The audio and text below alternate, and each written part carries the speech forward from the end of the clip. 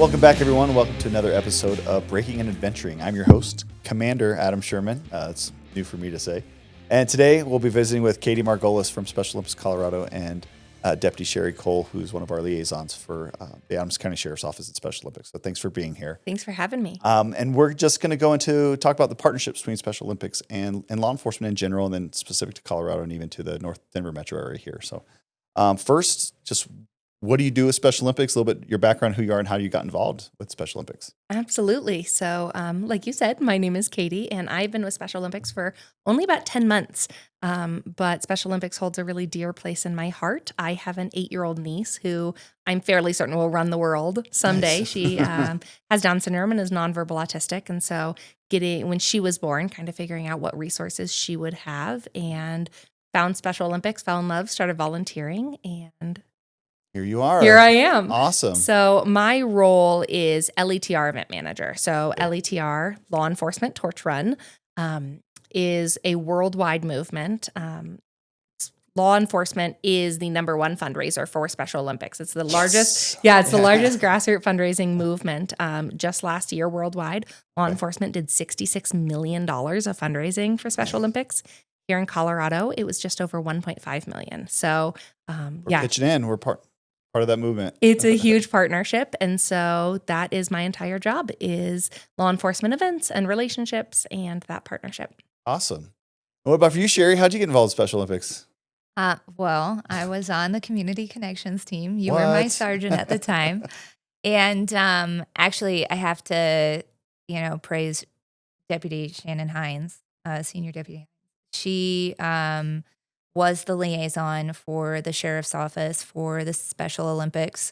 And between a previous agency with Craig Westerling, she did Special Olympics for over 10 years. And, she's got a young family, so she's been working on that. So I started to partner with her and fell in love. I do have children with special needs in my family. And so I never really thought to get them involved in the Special Olympics, but I absolutely adore working with the athletes, and it's been the most remarkable experience. So I love it. Yeah. No, talk about like tapping into just pure joy is amazing. Like I've played in some like the unified like soccer games and stuff. Just anytime, like the athletes are just what a joy to be around. So it's absolutely. They really are the most excited for life, and they amp us up every single event that we do. Yeah. They bring the energy. They give hugs, high fives. They're amazing. Yeah. So for those that might not be familiar, can you just help explain a little bit about the mission of Special Olympics of Colorado and these partnerships and what the support goes to? Absolutely. So Special Olympics specifically here in Colorado has over 28,000 athletes.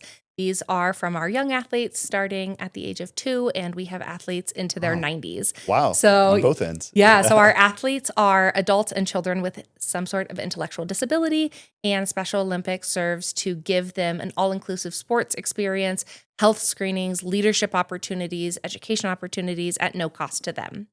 So Awesome. We are in all 4 regions of Colorado. We have 22 sports. And then, like you just mentioned with the Unified, we also have all of our Unified partners, which are people without intellectual disabilities who choose to play Unified. Yeah. And it's what a great way to just give experience on both ends of just being around people who are different than who might be in your nuclear family or in Absolutely. Your little world. So that's awesome. I've done some Unified cycling, and it is hard to keep up. We've got some fierce competitors on our teams. Well, you mentioned, like, what are some of the highlights of like those 22 different sports, like some of the diversity of sports, and then, how do you guys accommodate all the different ability levels? Absolutely. So we have 4 seasons, which is pretty unique to Colorado. Not every state does have 4 seasons. And our 22 sports is some of the highest in the U.S. that we have the most variety of sports. Yeah. So everything from our golf to bowling, softball, powerlifting, swimming, and then your winter sports, snowshoeing, skiing, snowboarding. Yeah. I pretty much every athlete I meet, I'm just making conversation. I'm like, oh, what do you do? Oh, I do basketball. And then they rattle off like 8 other events. Yeah. I'm like, holy cow. Like, wow. Because like all athletes, they practice, they do they have to do so many individual things to get ready for those specialized events. So Yeah. Doing all the different events, it's a lot of dedication on both ends for the coaches and the athletes. The most athletic thing I have ever done is work for Special Olympics, so I am in awe of our athletes. That's close. Yeah, that's yeah. And can you share a story of just like a journey or athlete you've met that really embodies the spirit of the Special Olympics Colorado? I've met a lot of really incredible athletes, and it would be hard to single one out, but I will say that this past summer game, so in June, we have our state summer games in Grand Junction, and it is a hoot and a half. It is so fun. So we have our opening ceremonies, and at the opening ceremonies, one of our young athletes comes in, and she brings the torch, she or he, this year, she brings in the torch with one of our law enforcement officers and starts off the ceremony, and it's adorable because typically they're 3, 4, 5 years old, but then also it's just like a really cool moment for this young person to have such an impact and start the games. And this year our theme was superheroes, and so our young athlete, her name was Fiona, one of the greatest little humans I've ever met. But when I asked her, what is your superhero name, because everyone had their fun superhero name, she goes, I'm Autism Girl, and my superpower is my autism. And she takes off in her cape and starts running around. And it is just such a mental shift for some people who look at somebody who is autistic and says, oh, I'm so sorry. And it's like, these are some of the greatest people I know. These are some of the happiest people and hardest working and tough, fierce competitors that I've ever met. Yeah. And what a great mental and like psychological shift to be like, no, this isn't holding me back. This is something I'm working with and powering through and like embracing to have an amazing life. What about for you, Sherri? Any amazing stories or journeys that you've seen of any of the athletes that you've met along the way? So we went to conference this last year, and there have been some serious strides with law enforcement that kind of blew my mind. And so I know Aurora PD has a young man that actually works with them and works at their office, and he does copies, and he talks to their cadets, and he works out with them. He leads a lot of their workouts, and I have been blown away by every one of them that I've met. The athletes are they're so sweet, and they all want to hug you, and they all want to teach you something, and they all want to tell you about playing bocce ball and what have you. But in general, I'm impressed that this partnership is actually bringing these folks into our arena. And I would say that young man is probably one of the young men that I really, his story resonates with me, because I would love to see that happen across the nation. And you bring up a good point, just the way we are in society too. Like there's a lot of just assumptions made of kind of the conflict or the misunderstanding of, if I show up as a law enforcement officer and there's somebody with special needs or emotional needs, that they're going to be treated harsher, or there might be a handling of the situation just because of their, what they, how they present. And so I think this partnership specifically really helps knock down both those barriers on both sides. So the families get to know us and the athletes get to know us, and that we're people too. We're their coaches. We're out there events supporting them.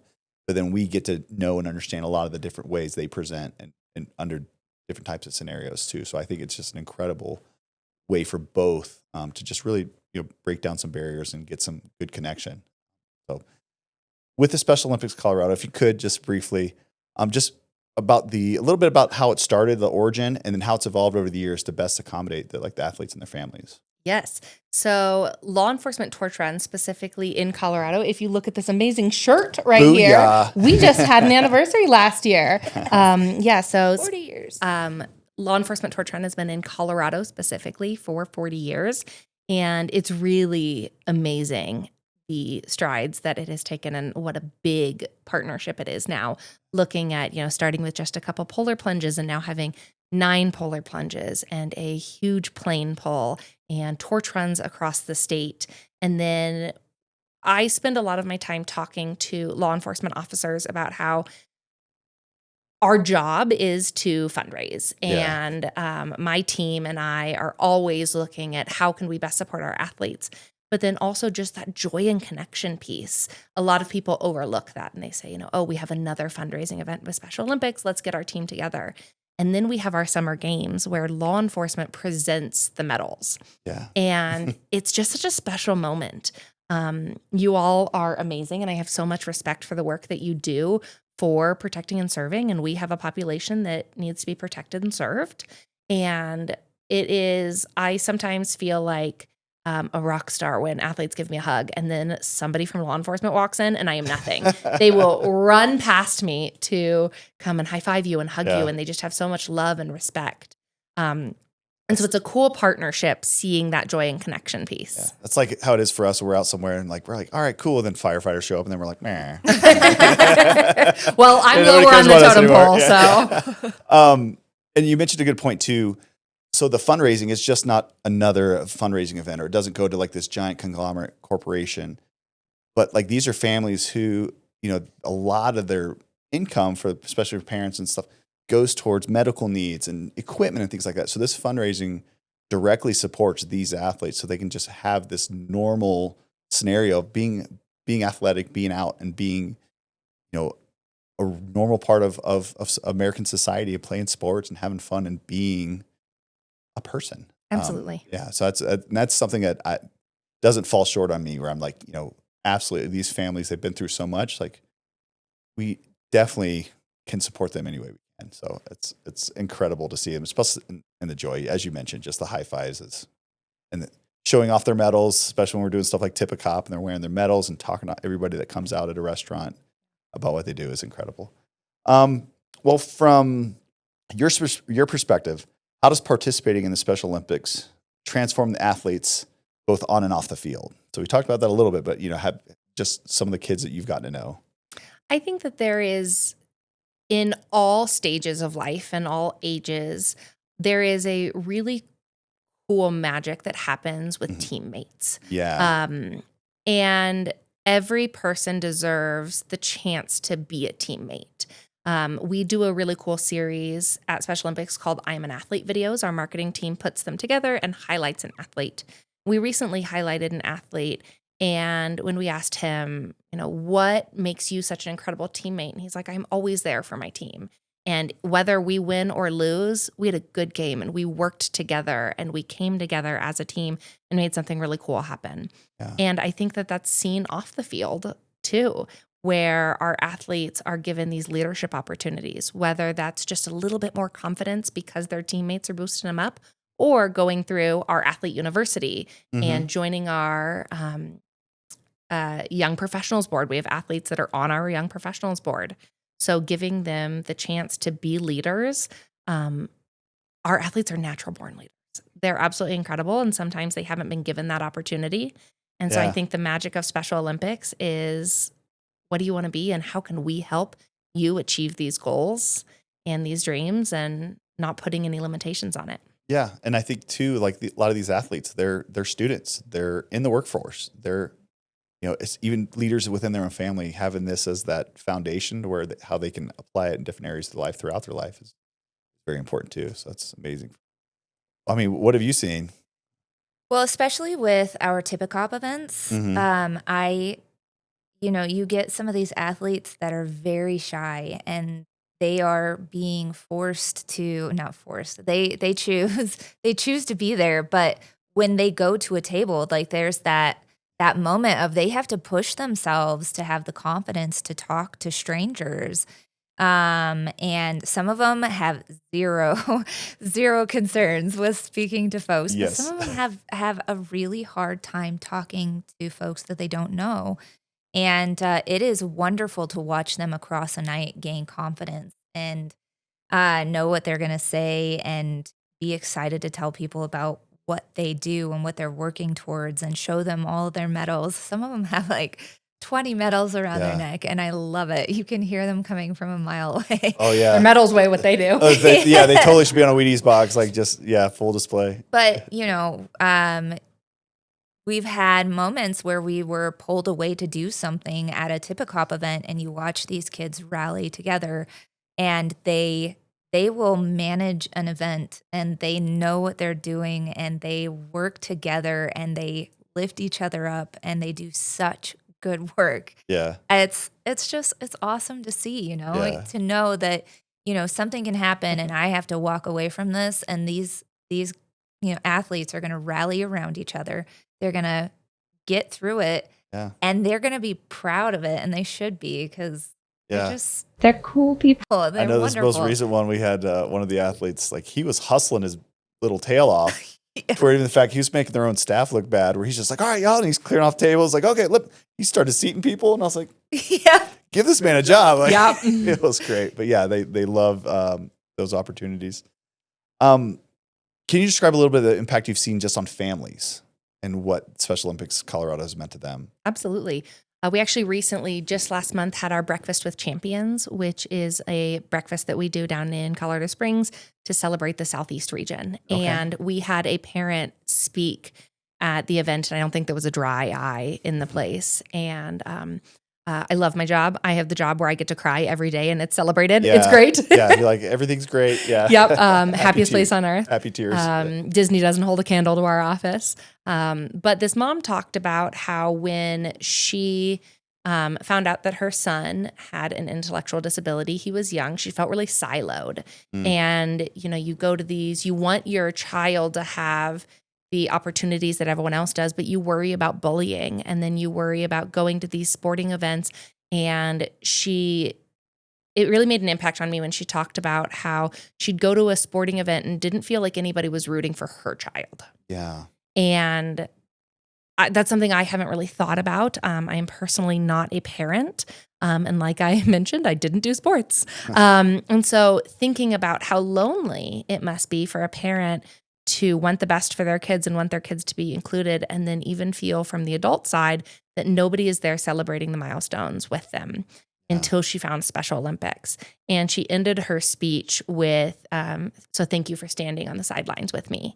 And everybody cried. But it's just such a cool impact on the parents to say, you are not alone. There is a community here that is ready to cheer on your kid and love your kid for exactly who they are, and build a team around their abilities. And it's a really cool thing to see. And seeing the younger siblings get involved, older siblings becoming unified partners. It's a lifestyle. Yeah. Oh, and as a parent, I mean, what kind of impact have you either seen as you participated or even just experienced yourself? I'll actually divert, because fair. we have a couple of deputies. We have a lot of deputies who have siblings, children. We've got Deputy Garner. His brother has been a part of the Special Olympics forever, and you see Mays too. Mays. So many. So many of them, and you see a kindness in those deputies that and a warmth when you see them around other athletes, or we're out at these community events. And I have a child who I never got involved with the Special Olympics, but I have that unique ability to have patience with a group of people, and you really see that sort of heartwarming demeanor in folks, deputies that get to deal with athletes on a regular basis and become a part of their lives. So I think it's amazing. That's all I got. And that's it. Next. Yeah. And understanding you've been with the organization for about 10 months or so, but just from what you've learned, how did the relationship between Special Olympics Colorado and just law enforcement agencies and officers begin in the first place? Like, how did that just kind of evolve?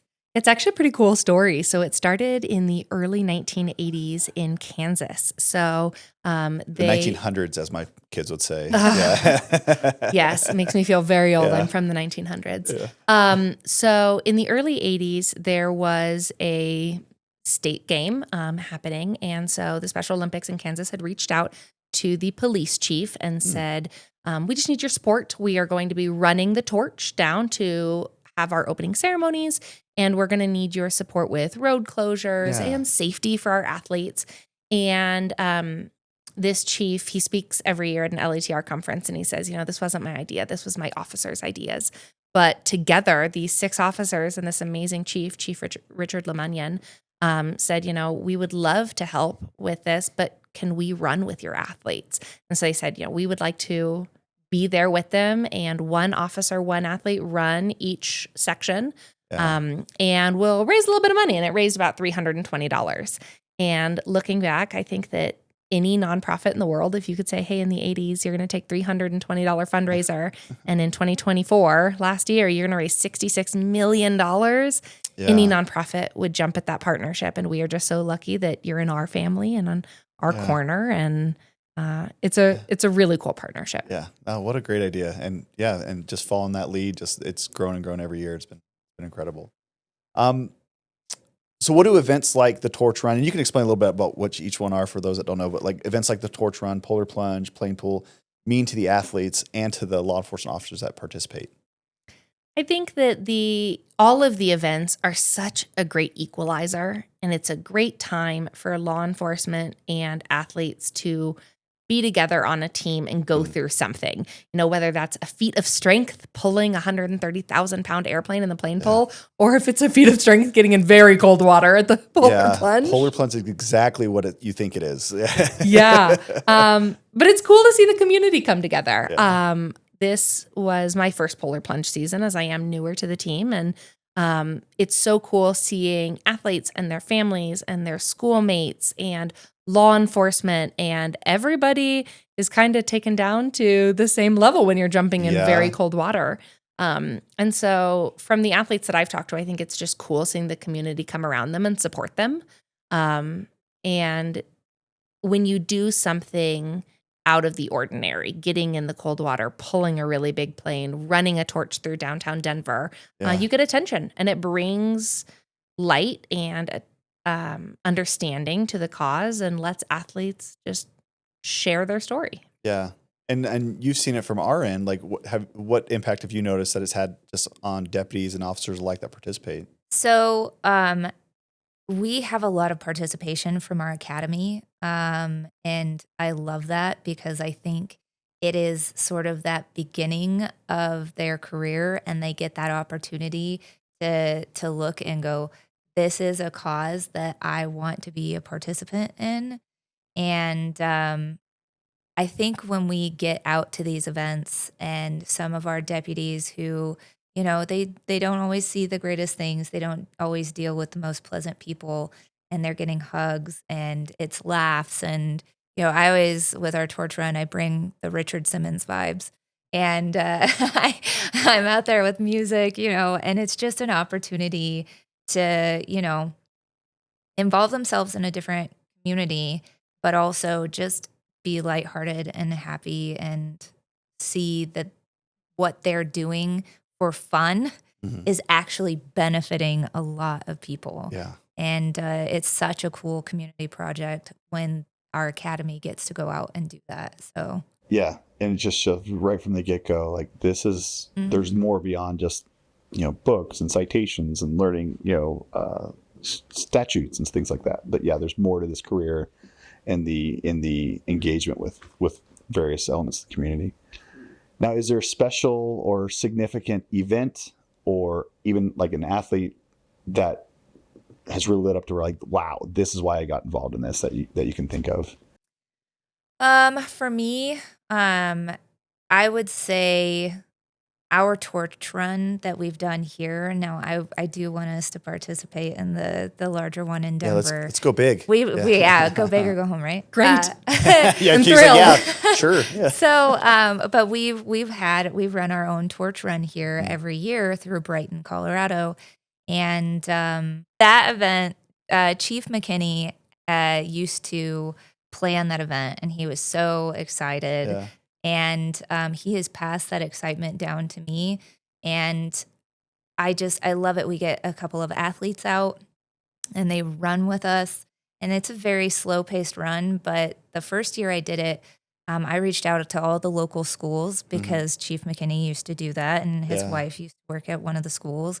And all the kids would come on the side of the road and like high five. And we'd give out cards, canine cards and stickers and all this other stuff. And it was just, getting our community to celebrate these kiddos as they run, through Brighton and celebrate, the law enforcement torch run and the Special Olympics. So Yeah, tons of smiles all around. smiles everywhere. Yeah. Yeah. I think that event has really it sucked me in. Yeah. Well, then I even love that. got like a giant inflatable finish line and confetti, I so we even did. had deputies come out of the jail because that's where we finished it. And they all, popped their little confetti cannons and stuff for the athletes. It was really fun. Avon does their color run, or the Eagle County color run. Mm-hmm. So their torch run is a color run, and Yeah. it is, I think my teeth were orange for days because Yeah, I you get wouldn't the stop chalk paint smiling, and I everywhere. had Yeah. chalk everywhere. Yeah. Mesa County in Grand Junction, they do theirs as a like a glow stick run. Oh. It's called their Glowin' Games. So it's fun seeing different cities and different agencies come together. Yeah, that's cool. Yeah. Now, what does the future hold for Special Olympics Colorado with some of these events? Like, where do you see it going in the next, 5 years or so? The limit does not exist. It is, catch my Mean Girl reference. It is amazing. We have agencies that are always coming to us with new ideas. So we have our plane pull coming up, but a few years ago, Durango said, that's a long drive for our officers to come Yeah. up to DIA. We're going to do a train pull. And so this year will be our third annual train pull. Last year it raised $10,000. So it's really cool for me to see law enforcement coming up with these amazing events. We have, kind of going back to your last question on like what event really makes an impact. We have a unified academy coming up, and that's where multiple agencies get involved and they lead our athletes through kind of an abridged police academy for a day. That's And it's so it's coming up at the end of September. So it'll be Douglas County, Castle Rock PD, Arapahoe County, Jeffco, Denver. A lot of different agencies come together to put on this event. That's cool. But it's really cool on both sides for understanding. So as earlier you were mentioning how the law enforcement torch run is such a cool partnership because it promotes understanding on both sides.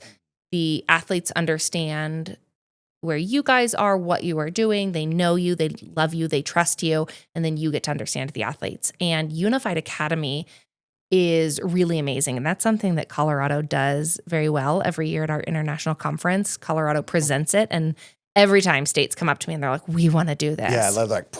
Yep. What a great idea. The team in Australia was like, this is great. I was like, I will happily fly to Australia to If I must, yeah. to show you something that the law enforcement does and I don't. If you need a law enforcement representative, I sacrifice myself as tribute to go to Australia. You are so kind. But this will be my first Unified Academy, but hearing stories of previous academies, the story that stuck out was they get to do a traffic stop. Oh, that's cool. Yeah. So, but the athletes get to do it from both sides. So they get to experience if you are driving, because a lot of our athletes do drive. They live independently. They own cars. And I think for anybody, getting a ticket is terrifying. And so when you see those lights and somebody is coming up to you and you are getting pulled over or you're at this traffic stop, here's what to expect. Yeah. I know it seems really scary at the time and your heart is pounding, but this is what they're going to ask for. Let's be prepared for that.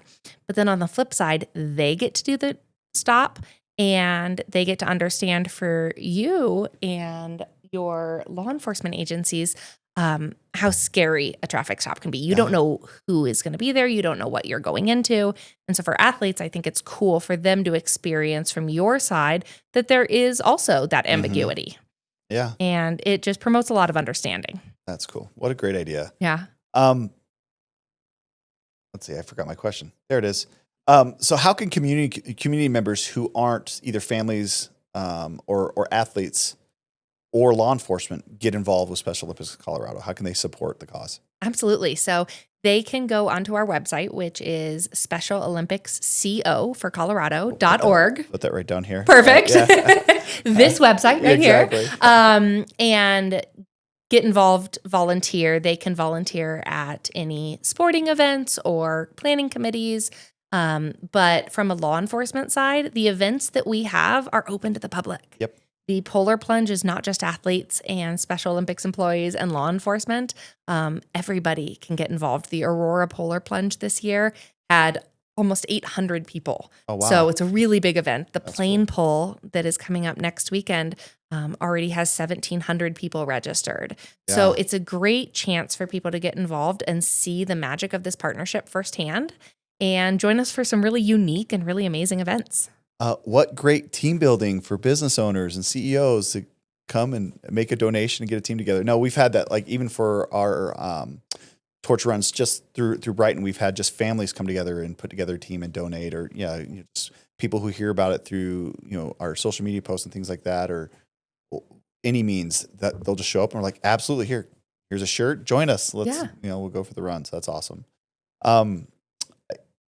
How has this work impacted your own life outside of work, away from the badge and the uniform? I mean, outside of work, because oftentimes when I'm participating in these events, I'm not in uniform unless we're doing a Tip-A-Cop event.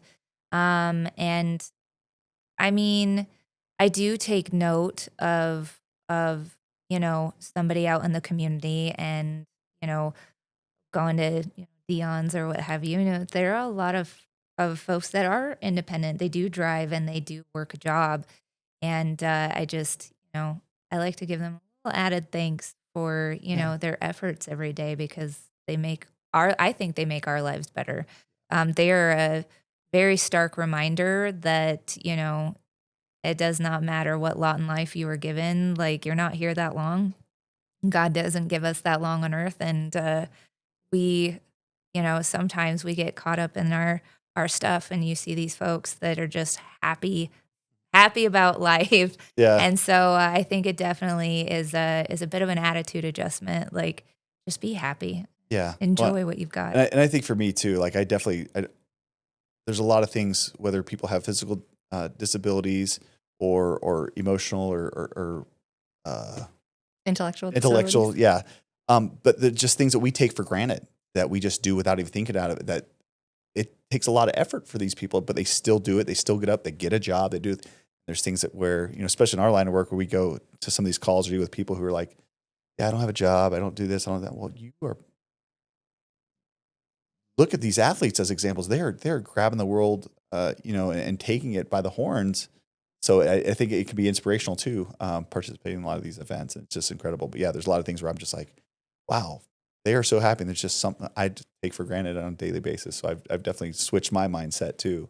Well, and honestly, we don't go without having folks without developmental disabilities that end up in jail. And it gives you, even as a deputy dealing with someone in jail, because that's, where I work right now, it gives you that unique ability to connect with somebody who might have a different perspective on life. So, yeah.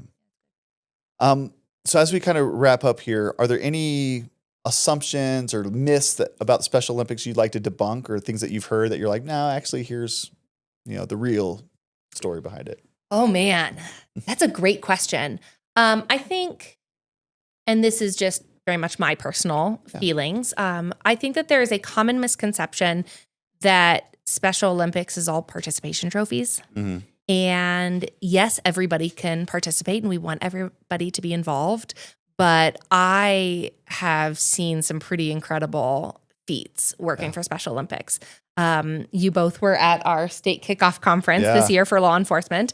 And for the people watching this that did not have the pleasure of joining for that event, we had a powerlifting demonstration. Yeah. And our power lifters came, and Isaac is lifting 620 pounds.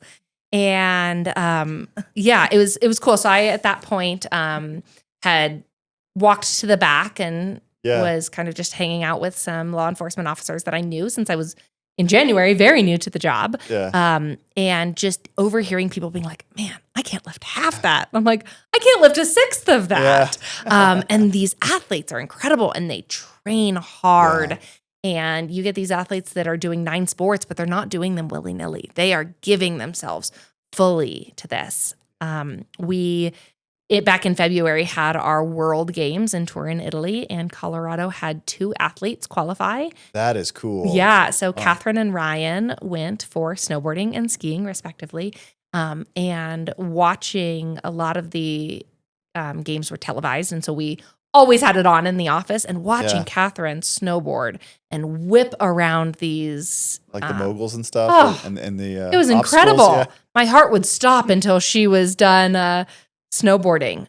But we've got some fierce competitors. I think I've said that a couple times. Yeah. And they are strong and athletic and determined. And Special Olympics doesn't just happen. They make it happen. Absolutely. And then for you, if a fellow deputy or an officer that you know, if they're on the fence about volunteering, what's something you could tell them that would kind of bring them over to get involved? Oh, it'll change their world. Honestly. I speak at briefings, and I try and get involvement. And I know that for a lot of us, we work a lot of hours, and it's easy to get overwhelmed and burn out if you're doing too much overtime and what have you.